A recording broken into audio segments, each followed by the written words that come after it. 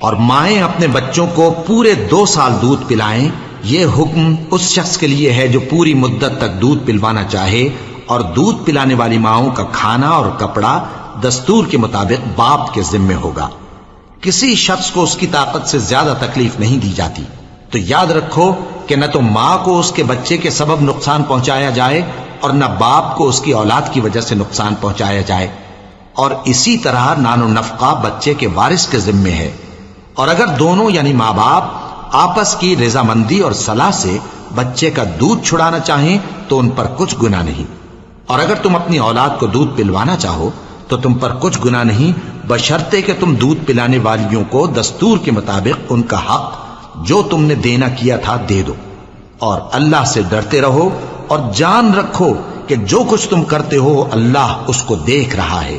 اور جو لوگ تم میں سے مر جائیں اور عورتیں چھوڑ جائیں تو وہ عورتیں 4 مہینے اور 10 دن اپنے آپ کو روکے رہیں، اور جب یہ عدت پوری کر چکیں اور اپنے حق میں پسندیدہ کام یعنی نکاح کر لیں تو تم پر کچھ گناہ نہیں، اور اللہ تمہارے سب کاموں سے واقف ہے۔ اگر تم اشارے کنائے میں عورتوں کو نکاح کا پیغام بھیجو یا نکاح کی خواہش کو اپنے دلوں میں مخفی رکھو تو تم پر کچھ گناہ نہیں۔ اللہ کو معلوم ہے کہ تم ان سے نکاح کا ذکر کرو گے، مگر ایام عدت میں اس کے سوا کے دستور کے مطابق کوئی بات کہہ دو، پوشیدہ طور پر ان سے قول و قرار نہ کرنا، اور جب تک عدت پوری نہ ہو لے نکاح کا پختہ ارادہ نہ کرنا، اور جان رکھو کہ جو کچھ تمہارے دلوں میں ہے اللہ کو سب معلوم ہے، تو اس سے ڈرتے رہو، اور جان رکھو کہ اللہ بخشنے والا ہے، حلم والا ہے۔ اور اگر تم عورتوں کو ان کے پاس جانے یا ان کا مہر مقرر کرنے سے پہلے طلاق دے دو تو تم پر کچھ گناہ نہیں، ہاں ان کو دستور کے مطابق کچھ خرچ ضرور دو، یعنی مقدور والا اپنے مقدور کے مطابق دے اور تنگ دست اپنی حیثیت کے مطابق۔ نیک لوگوں پر یہ ایک طرح کا حق ہے۔ اور اگر تم عورتوں کو ان کے پاس جانے سے پہلے طلاق دے دو لیکن مہر مقرر کر چکے ہو تو آدھا مہر دینا ہوگا۔ ہاں اگر عورتیں مہر بخش دیں یا مرد جن کے ہاتھ میں عقد نکاح ہے اپنا حق چھوڑ دیں اور پورا مہر دے دیں تو ان کو اختیار ہے، اور اگر تم مرد لوگ ہی اپنا حق چھوڑ دو تو یہ پرہیزگاری کی بات ہے، اور آپس میں بھلائی کرنے کو فراموش نہ کرنا۔ کچھ شک نہیں کہ اللہ تمہارے سب کاموں کو دیکھ رہا ہے۔ مسلمانوں، سب نمازیں خصوصاً بیچ کی نماز یعنی نماز عصر پورے اہتمام کے ساتھ ادا کرتے رہو، اور اللہ کے آگے ادب سے کھڑے رہا کرو۔ پھر اگر تم خوف کی حالت میں ہو تو پیادے یا سوار جس حال میں ہو نماز پڑھ لو۔ پھر جب امن و اطمینان ہو جائے تو جس طریق سے اللہ نے تم کو سکھایا ہے جو تم پہلے نہیں جانتے تھے اللہ کو یاد کرو۔ اور جو لوگ تم میں سے مر جائیں اور عورتیں چھوڑ جائیں وہ اپنی عورتوں کے حق میں وصیت کر جائیں کہ ان کو 1 سال تک خرچ دیا جائے اور گھر سے نہ نکالی جائیں، ہاں اگر وہ خود گھر سے چلی جائیں اور اپنے حق میں پسندیدہ کام یعنی نکاح کر لیں تو تم پر کچھ گناہ نہیں، اور اللہ زبردست ہے، حکمت والا ہے۔ اور مطلقہ عورتوں کو بھی دستور کے مطابق نان و نفقہ دینا چاہیے، پرہیزگاروں پر یہ بھی حق ہے۔ اسی طرح اللہ اپنے احکام تمہارے لیے بیان فرماتا ہے تاکہ تم سمجھو۔ بھلا تم نے ان لوگوں کو نہیں دیکھا جو شمار میں ہزاروں ہی تھے اور موت کے ڈر سے اپنے گھروں سے نکل بھاگے تھے؟ تو اللہ نے ان کو حکم دیا کہ مر جاؤ، پھر ان کو زندہ بھی کر دیا۔ کچھ شک نہیں کہ اللہ لوگوں پر مہربانی رکھتا ہے، لیکن اکثر لوگ شکر نہیں کرتے۔ اور مسلمانوں، اللہ کی راہ میں جہاد کرو اور جان رکھو کہ اللہ سب کچھ سنتا ہے، سب کچھ جانتا ہے۔ کون ہے کہ اللہ کو قرض حسنہ دے کہ وہ اس کے بدلے اس کو کئی گنا زیادہ دے گا، اور اللہ ہی روزی کو تنگ کرتا اور وہی اسے کشادہ کرتا ہے، اور تم اسی کی طرف لوٹ کر جاؤ گے۔ بھلا تم نے بنی اسرائیل کی ایک جماعت کو نہیں دیکھا جس نے موسیٰ کے بعد اپنے پیغمبر سے کہا کہ آپ ہمارے لیے ایک بادشاہ مقرر کر دیں تاکہ ہم اللہ کی راہ میں جہاد کریں؟ پیغمبر نے کہا کہ اگر تم کو جہاد کا حکم دیا جائے تو ایسا تو نہیں کہ لڑنے سے پہلو تہی کرو۔ وہ کہنے لگے کہ ہم اللہ کی راہ میں کیوں نہ لڑیں گے جبکہ ہم وطن سے خارج اور بال بچوں سے جدا کر دیے گئے۔ پھر جب ان کو جہاد کا حکم دیا گیا تو چند اشخاص کے سوا سب پھر گئے، اور اللہ ظالموں سے خوب واقف ہے۔ اور پیغمبر نے ان سے یہ بھی کہا کہ اللہ نے تم پر طالوت کو بادشاہ مقرر فرمایا ہے۔ وہ بولے کہ اسے ہم پر بادشاہی کا حق کیوں کر ہو سکتا ہے؟ اس سے بڑھ کر بادشاہی کے مستحق تو ہم ہیں، اور اس کے پاس تو بہت سی دولت بھی نہیں۔ پیغمبر نے کہا کہ اللہ نے اس کو تم پر فضیلت دی ہے اور بادشاہی کے لیے منتخب فرمایا ہے۔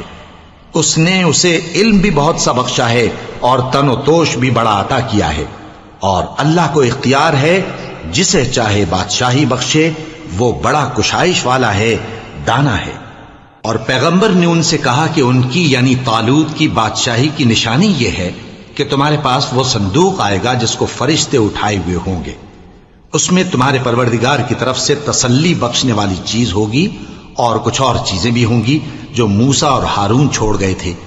اگر تم ایمان رکھتے ہو تو یہ تمہارے لیے ایک بڑی نشانی ہے۔ غرض جب طالوت فوجیں لے کر روانہ ہوا تو اس نے ان سے کہا کہ اللہ ایک نہر سے تمہاری آزمائش کرنے والا ہے، جو شخص اس میں سے پانی پی لے گا اس کی نسبت تصور کیا جائے گا کہ وہ میرا نہیں، اور جو نہ پیے گا وہ سمجھا جائے گا کہ میرا ہے۔ ہاں اگر کوئی ہاتھ سے چلو بھر پانی لے لے تو خیر۔ جب وہ لوگ نہر پر پہنچے تو چند آدمیوں کے سوا سب نے پانی پی لیا۔ پھر جب طالوت اور مومن لوگ جو اس کے ساتھ تھے نہر کے پار ہو گئے تو کہنے لگے کہ آج ہم میں جالوت اور اس کے لشکر سے مقابلہ کرنے کی طاقت نہیں۔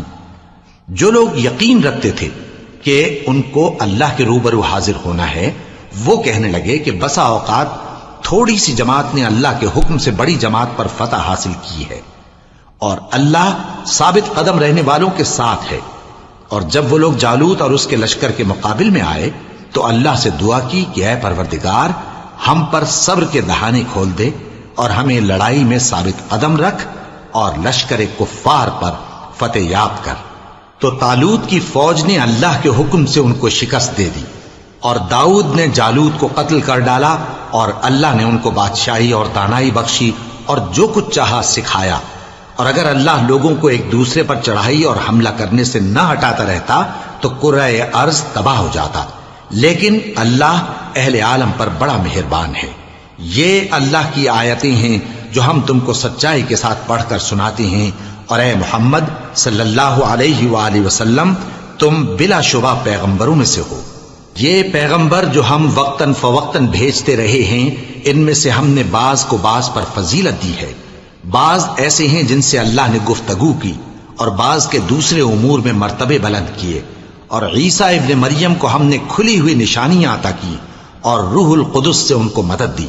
اور اگر اللہ چاہتا تو ان سے پچھلے لوگ اپنے پاس کھلی نشانیاں آنے کے بعد آپس میں نہ لڑتے، لیکن انہوں نے اختلاف کیا تو ان میں سے بعض تو ایمان لے آئے اور بعض کافر ہی رہے۔ اور اگر اللہ چاہتا تو یہ لوگ باہم جنگ و قتال نہ کرتے، لیکن اللہ جو چاہتا ہے کرتا ہے۔ اے ایمان والو، جو مال ہم نے تم کو دیا ہے اس میں سے اس دن کے آنے سے پہلے پہلے خرچ کر لو جس میں نہ اعمال کا سودا ہو اور نہ دوستی اور سفارش ہو سکے، اور کفر کرنے والے لوگ ظالم ہیں۔ اللہ وہ معبود برحق ہے کہ اس کے سوا کوئی عبادت کے لائق نہیں، زندہ ہے، سب کو تھامنے والا، اسے نہ اونگ آتی ہے نہ نیند۔ جو کچھ آسمانوں میں اور جو کچھ زمین میں ہے سب اسی کا ہے۔ کون ہے کہ اس کی اجازت کے بغیر اس سے کسی کی سفارش کر سکے؟ جو کچھ لوگوں کے روبرو ہو رہا ہے اور جو کچھ ان کے پیچھے ہو چکا ہے اسے سب معلوم ہے، اور لوگ اس کی معلومات میں سے کسی چیز پر دسترس حاصل نہیں کر سکتے۔ ہاں جس قدر وہ چاہتا ہے اسی قدر معلوم کرا دیتا ہے۔ اس کی بادشاہی اور علم آسمان اور زمین سب پر حاوی ہے، اور اسے ان کی حفاظت کچھ بھی دشوار نہیں۔ وہ بڑا عالی رتبہ ہے، جلیل القدر ہے۔ دین اسلام میں کوئی زبردستی نہیں ہے، ہدایت صاف طور پر ظاہر اور گمراہی سے الگ ہو چکی ہے۔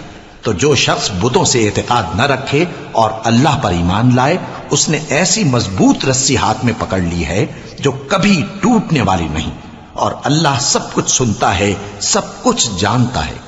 جو لوگ ایمان لائے ہیں ان کا دوست اللہ ہے کہ اندھیرے سے نکال کر روشنی میں لے جاتا ہے، اور جو کافر ہیں ان کے دوست شیطان ہیں کہ ان کو روشنی سے نکال کر اندھیرے میں لے جاتے ہیں۔ یہی لوگ اہل دوزخ ہیں کہ اس میں ہمیشہ رہیں گے۔ بھلا تم نے اس شخص کو نہیں دیکھا جو اس غرور کے سبب سے کہ اللہ نے اس کو سلطنت بخشی تھی ابراہیم سے اپنے پروردگار کے بارے میں جھگڑنے لگا؟ جب ابراہیم نے کہا میرا پروردگار تو وہ ہے جو زندگی دیتا ہے اور موت دیتا ہے، وہ بولا کہ زندگی اور موت تو میں بھی دے سکتا ہوں۔ ابراہیم نے کہا کہ اللہ تو سورج کو مشرق سے نکالتا ہے، آپ اسے مغرب سے نکال دیجئے۔ یہ سن کر وہ کافر ہکا بکا رہ گیا، اور اللہ بے انصافوں کو ہدایت نہیں دیا کرتا۔ یا اسی طرح اس شخص کو نہیں دیکھا جس کا ایک بستی پر جو اپنی چھتوں پر گری پڑی تھی گزر ہوا، تو اس نے کہا کہ اللہ اس کے باشندوں کو مرنے کے بعد کیوں کر زندہ کرے گا؟ تو اللہ نے اس کی روح قبض کر لی اور 100 برس تک اس کو مردہ رکھا۔ پھر اس کو جلا اٹھایا اور پوچھا تم کتنا عرصہ مرے پڑے رہے ہو؟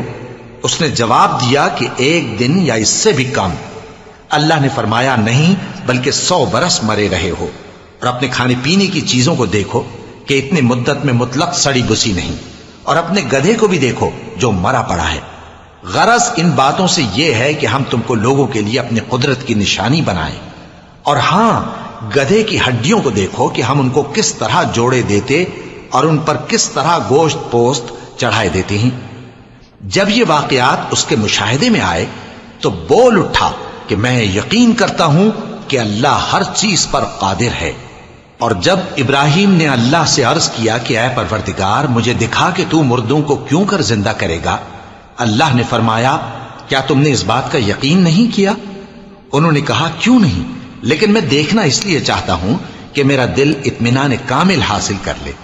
فرمایا کہ 4 پرندے لے لو، پھر ان کو اپنے سے ہلا لو اور ان کے ٹکڑے ٹکڑے کر دو، پھر ان کا ایک ایک ٹکڑا ہر ایک پہاڑ پر رکھ دو، پھر ان کو بلاؤ تو وہ تمہارے پاس دوڑتے چلے آئیں گے، اور جان رکھو کہ اللہ غالب ہے، صاحب حکمت ہے۔ جو لوگ اپنا مال اللہ کی راہ میں خرچ کرتے ہیں ان کے مال کی مثال اس دانے کی سی ہے جس سے 7 بالیں اگیں اور ہر ایک بال میں 100 دانے ہوں، اور اللہ جس کے اجر کو چاہتا ہے اور زیادہ کرتا ہے، اور اللہ کشائش والا ہے، سب کچھ جاننے والا ہے۔ جو لوگ اپنا مال اللہ کے راستے میں صرف کرتے ہیں پھر اس کے بعد نہ اس خرچ کا کسی پر احسان رکھتے ہیں اور نہ کسی کو تکلیف دیتے ہیں، ان کا صلہ ان کے پروردگار کے پاس تیار ہے، اور قیامت کے روز نہ ان کو کچھ خوف ہوگا اور نہ وہ غمگین ہوں گے۔ جس خیرات کے دینے کے بعد لینے والے کو ایذا دی جائے اس سے تو نرم بات کہہ دینی اور درگزر کرنا بہتر ہے، اور اللہ بے نیاز ہے، بردبار ہے۔ مومنوں، اپنے صدقات و خیرات احسان رکھنے اور ایذا دینے سے اس شخص کی طرح برباد نہ کر دینا جو لوگوں کو دکھاوے کے لیے مال خرچ کرتا ہے اور اللہ اور روز آخر پر ایمان نہیں رکھتا، تو اس کے مال کی مثال اس چٹان کی سی ہے جس پر تھوڑی سی مٹی پڑی ہو اور اس پر زور کا مے برس کر اسے صاف کر ڈالے۔ اسی طرح یہ ریاکار لوگ اپنے اعمال کا کچھ بھی صلہ حاصل نہیں کر سکیں گے، اور اللہ ایسے ناشکروں کو ہدایت نہیں دیا کرتا۔ اور جو لوگ اللہ کی خوشنودی حاصل کرنے کے لیے اور خلوص نیت سے اپنا مال خرچ کرتے ہیں ان کی مثال ایک باغ کی سی ہے جو اونچی جگہ پر واقع ہو، جب اس پر زور کا مے پڑے تو دگنا پھل لائے، پھر اگر مے نہ بھی پڑے تو خیر پھوار ہی صحیح، اور اللہ تمہارے کاموں کو دیکھ رہا ہے۔ بھلا تم میں کوئی یہ چاہتا ہے کہ اس کا کھجوروں اور انگوروں کا باغ ہو جس میں نہریں بہ رہی ہوں اور اس میں اس کے لیے ہر قسم کے میوے موجود ہوں، اور اسے بڑھاپا آ پکڑے اور اس کے ننھے ننھے بچے بھی ہوں، تو ناگہاں اس باغ پر آگ کا بھرا ہوا بگولا چلے، پس وہ جل جائے۔ اس طرح اللہ تم سے اپنی آیتیں کھول کھول کر بیان فرماتا ہے تاکہ تم سوچو اور سمجھو۔ مومنوں، جو پاکیزہ اور عمدہ مال تم کماتے ہو اور جو چیزیں ہم تمہارے لیے زمین سے نکالتے ہیں ان میں سے اللہ کی راہ میں بھی خرچ کرو، اور بری اور ناپاک چیزیں دینے کا قصد نہ کرنا کہ اگر وہ چیزیں تمہیں دی جائیں تو بجز اس کے کہ لیتے وقت آنکھیں بند کر لو، ان کو کبھی نہ لو، اور جان رکھو کہ اللہ بے نیاز ہے، خوبیوں والا ہے۔ شیطان تمہیں تنگ دستی کا خوف دلاتا اور بے حیائی کے کام کرنے کو کہتا ہے، اور اللہ تم سے اپنی بخشش اور رحمت کا وعدہ کرتا ہے، اور اللہ کشائش والا ہے، سب کچھ جاننے والا ہے۔ وہ جس کو چاہتا ہے دانائی بخشتا ہے، اور جس کو دانائی ملی بے شک اس کو بڑی نعمت ملی۔ اور نصیحت تو وہی لوگ قبول کرتے ہیں جو عقل مند ہیں۔ اور تم اللہ کی راہ میں جس طرح کا خرچ کرو یا کوئی نذر مانو، اللہ اس کو جانتا ہے، اور ظالموں کا کوئی مددگار نہ ہوگا۔ اگر تم خیرات ظاہر کر کے دو تو وہ بھی خوب ہے، اور اگر پوشیدہ دو اور دو بھی ضرورت مندوں کو تو یہ تمہارے لیے بہتر ہے، اور اس طرح کا دینا تمہارے گناہوں کو بھی دور کرے گا، اور اللہ کو تمہارے سب کاموں کی خبر ہے۔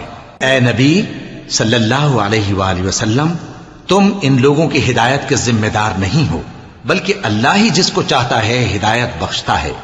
اور مومنو، تم جو مال خرچ کرو گے تو اس کا فائدہ تمہیں کو ہے، اور تم تو جو خرچ کرو گے اللہ کی خوشنودی کے لیے کرو گے، اور جو مال تم خرچ کرو گے وہ تمہیں پورا پورا دے دیا جائے گا، اور تمہارا کچھ نقصان نہیں کیا جائے گا۔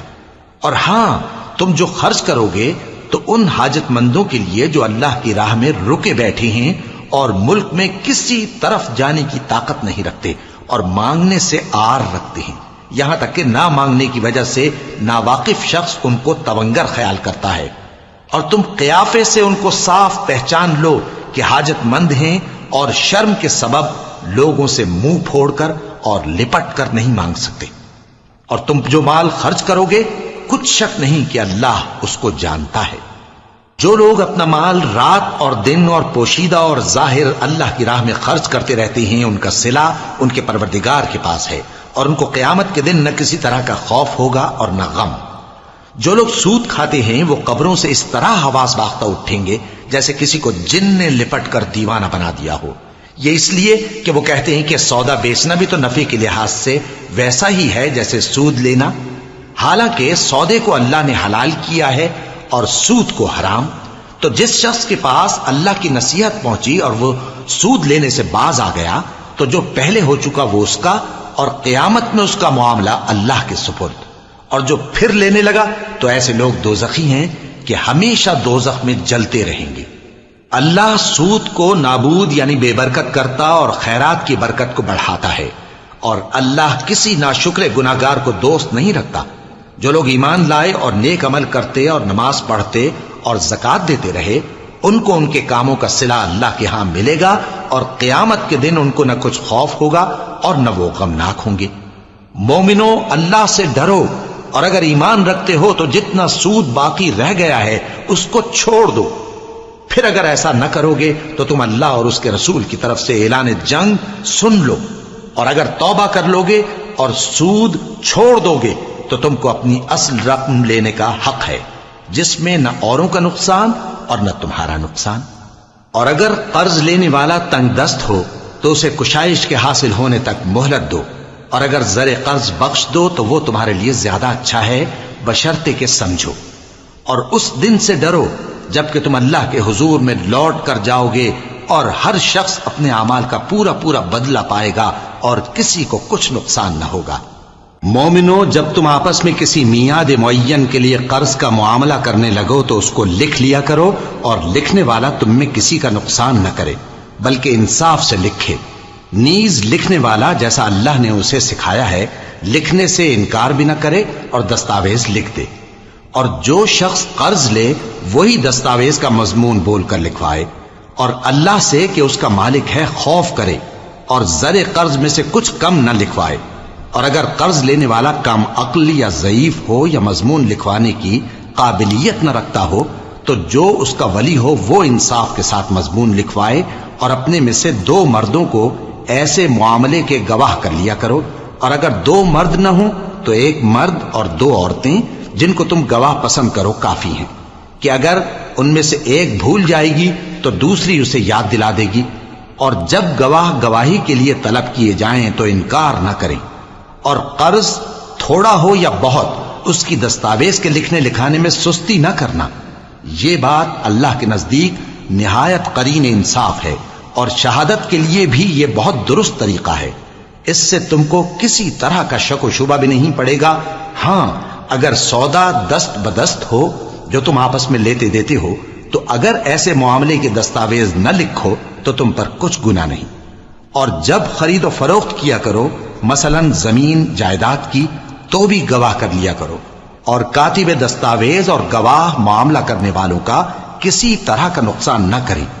اگر تم لوگ ایسا کرو تو یہ تمہارے لیے گناہ کی بات ہے، اور اللہ سے ڈرو اور دیکھو کہ وہ تم کو کیسی مفید باتیں سکھاتا ہے، اور اللہ ہر چیز سے واقف ہے۔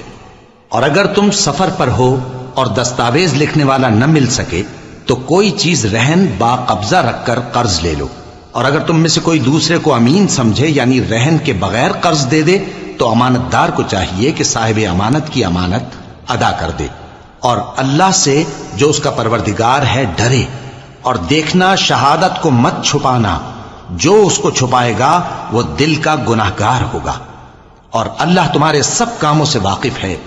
جو کچھ آسمانوں میں اور جو کچھ زمین میں ہے سب اللہ ہی کا ہے۔ تم اپنے دلوں کی بات کو ظاہر کرو گے تو اور چھپاؤ گے تو اللہ تم سے اس کا حساب لے گا، پھر وہ جسے چاہے مغفرت کرے اور جسے چاہے عذاب دے، اور اللہ ہر چیز پر قادر ہے۔ رسول اللہ صلی اللہ علیہ وآلہ وسلم اس کتاب پر جو ان کے پروردگار کی طرف سے ان پر نازل ہوئی ایمان رکھتے ہیں، اور مومن بھی سب اللہ پر اور اس کے فرشتوں پر اور اس کی کتابوں پر اور اس کے پیغمبروں پر ایمان رکھتے ہیں، اور کہتے ہیں کہ ہم اس کے پیغمبروں سے کسی میں کچھ فرق نہیں کرتے، اور وہ اللہ سے عرض کرتے ہیں کہ ہم نے تیرا حکم سنا اور قبول کیا۔ اے پروردگار، ہم تیری بخشش مانگتے ہیں اور تیری ہی طرف لوٹ کر جانا ہے۔ اللہ کسی شخص کو اس کی طاقت سے زیادہ کا ذمہ دار نہیں بناتا۔ اچھے کام کرے گا تو اس کو ان کا فائدہ ملے گا، برے کرے گا تو اسے ان کا نقصان پہنچے گا۔ اے پروردگار، اگر ہم سے بھول یا چوک ہو گئی ہو تو ہم سے مواخذہ نہ کیجو۔ اے پروردگار، ہم پر ایسا بوجھ نہ ڈالیو جیسا تو نے ہم سے پہلے لوگوں پر ڈالا تھا۔ اے پروردگار، جتنا بوجھ اٹھانے کی ہم میں طاقت نہیں اتنا بوجھ ہم پر نہ رکھیو، اور اے پروردگار ہمارے گناہوں سے درگزر کر اور ہمیں بخش دے اور ہم پر رحم فرما۔ تو ہی ہمارا مددگار ہے، سو ہم کو کافروں پر غالب کر۔